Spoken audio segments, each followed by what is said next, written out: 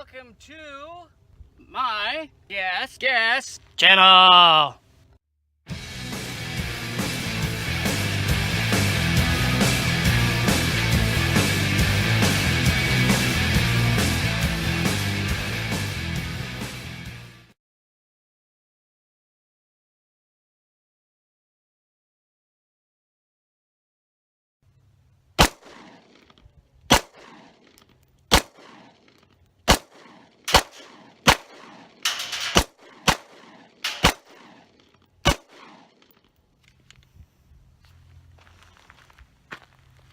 Walther, thank you, Germany.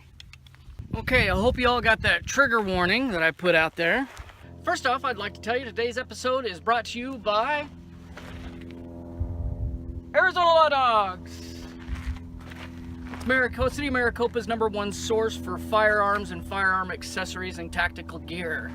Go see John, one of the nicest guys you'll ever meet. Okay, everybody, I hope you got my trigger warning and I hope you heed that warning. If firearms scare you, then shut the video off, okay?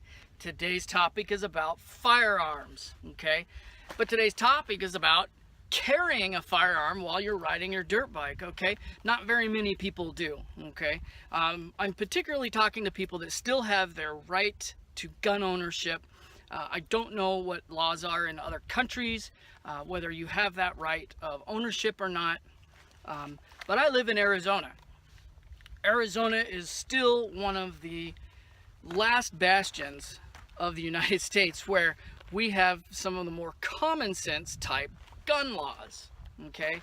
We do have background checks. You can't own a firearm without walking into a store, filling out a 4473 form with the ATF, and then the guy behind the counter who would like to make that sale has to make a phone call first, okay? Or whether he does it on a computer or he talks to some individual. To my knowledge, there are actually 283 FBI telephone operators on duty every day, and all they do is take phone calls from firearm dealers doing background checks. If my numbers are off, that's my mistake, but it is a very large number of FBI operators that are manning phones doing background checks. Now, I'm going to tell you, yeah, I do carry a firearm probably 95% of the time while I'm riding my dirt bike. Okay, now, like I said, I live in Arizona. I can open carry in most places. Okay, do I? No, I don't carry most of the time in public. But in Arizona, I can conceal carry without a permit. That is a newer law over the last couple of years that Jan Brewer had signed in, our old governor. I have a concealed permit, and I've had one for 15 years. I will continue to have my concealed permit because to me, that means that I care about being a responsible gun owner, that I'm actually going to take the time to take a firearms course and to pay my fees, give them my fingerprints so they can do a background check. That's just my preference, okay? And that's how I personally feel about it. If you're new to firearms or thinking about getting a firearm, now's the time to do it. A lot of weird stuff going on, and particularly in the United States. I know that the world is having their problems with what's going on at Priest in France and Germany. Holy crap, you know, it blows my mind that this stuff is going on, and it's so blatant and so in your face, and the politicians are just not wanting to call it what it is. And I'm not going to get into that type of politics. I'm going to back up. I want to keep the focus on, you know, GasGas and, you know, me riding while I'm armed. As a personal choice, I make a yes choice on that. Now, on my chest protector here, this is my light chest protector. I have a larger, I forget what it's called anyway. Who cares? Anyways, this is my light Liet chest protector. This is what I wear most of the time when I'm riding. Okay, now it's got two little slots here. This is not the holster that I normally would wear. I have a nylon holster with a Velcro strap. I usually carry it just right here. Okay, I have a strap that goes through those slots, goes through there's a little strap on the other holster, which I looked for this morning. I misplaced it somewhere. It's just an empty holster, so all you anti-gun people, don't freak out. I'm not missing a weapon.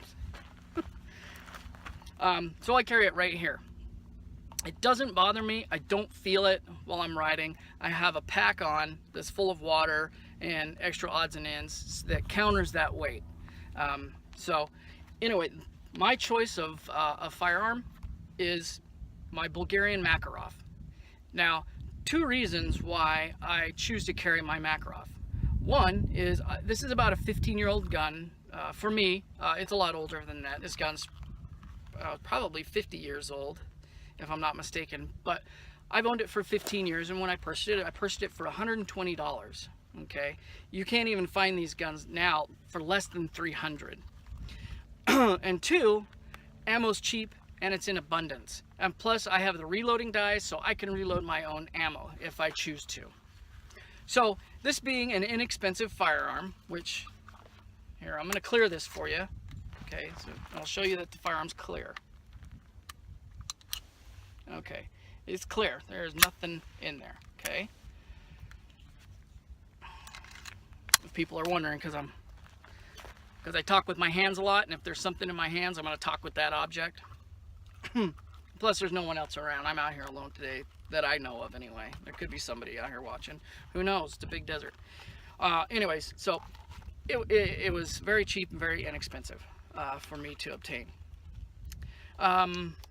Do I carry it here all the time? No. Sometimes I'll just throw it in my bag. It depends on where I'm at and who I'm riding with. If I'm riding with a group of people, I may not know where their stance is on how they feel about firearms. So I'll just throw it in my bag, you know, out of view.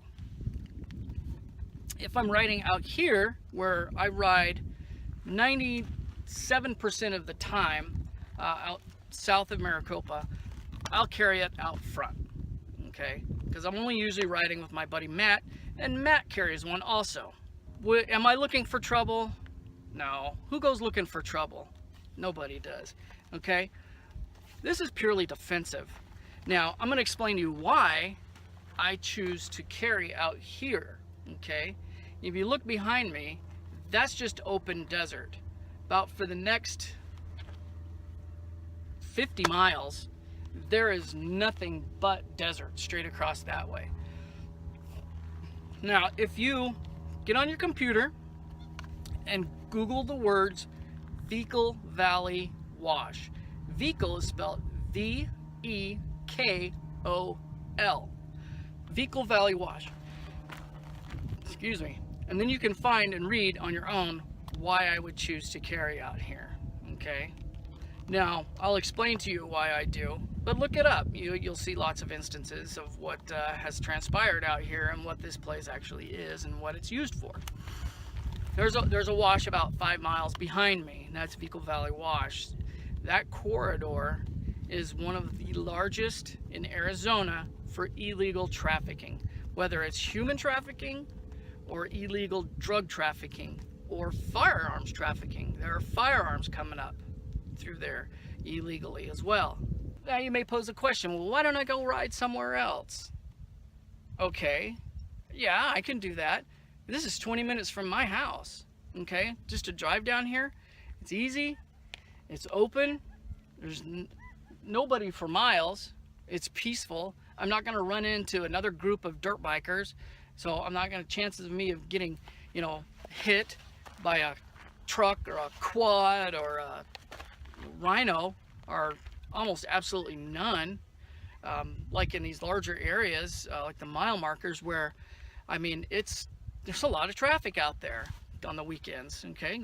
People are out there riding all kinds of crap. Anyways, okay, yeah, I ride out here. You say, well, you know, why don't you just go ride somewhere else? You know what? No, I'm not gonna ride somewhere else. I'm not gonna let these people chase me off of the public land that is my God-given right to use. I can come out here and I can use this land for free, within reason, You know, I have to be responsible. Okay, if I target shoot out here, I pick up my garbage, I pick up my targets, I use paper targets. I'm not gonna bring a TV out here, which I can't stand, by the way. That drives me nuts. People blowing up TVs out in the desert and driving away.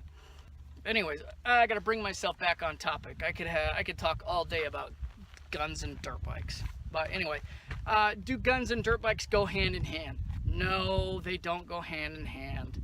It's just personal choices of what we enjoy doing, okay? So I'm not pushing that every dirt biker, every dirt bike owner should go run out and arm themselves. I'm not pushing that. They're just my opinions, okay? So if you don't like firearms, well, don't buy a firearm, okay? Nobody's gonna force you to.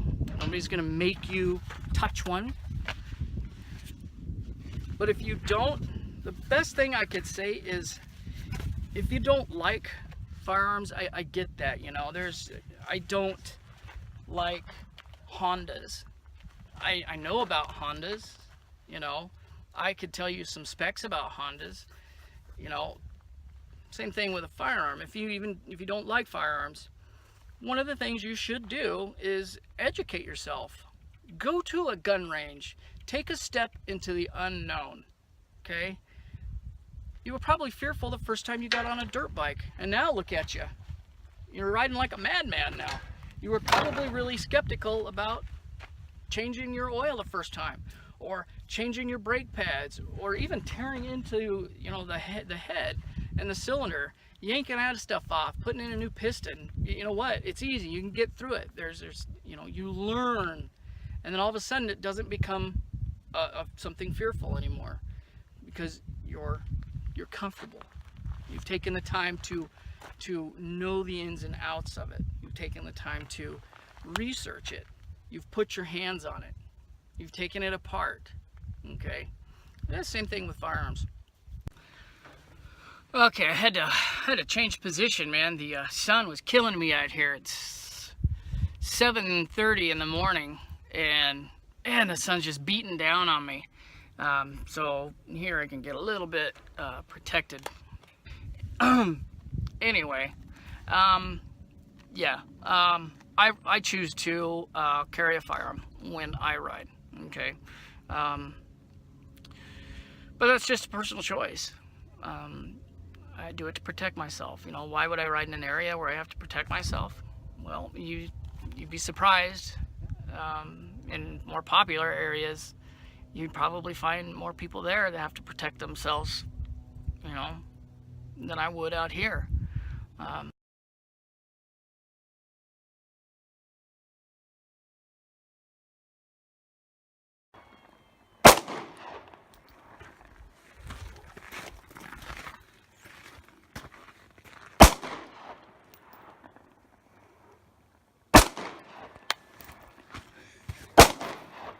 Yeah,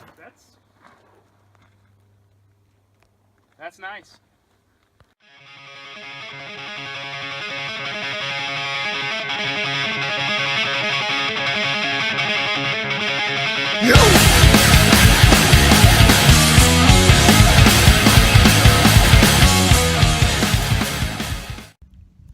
Yeah,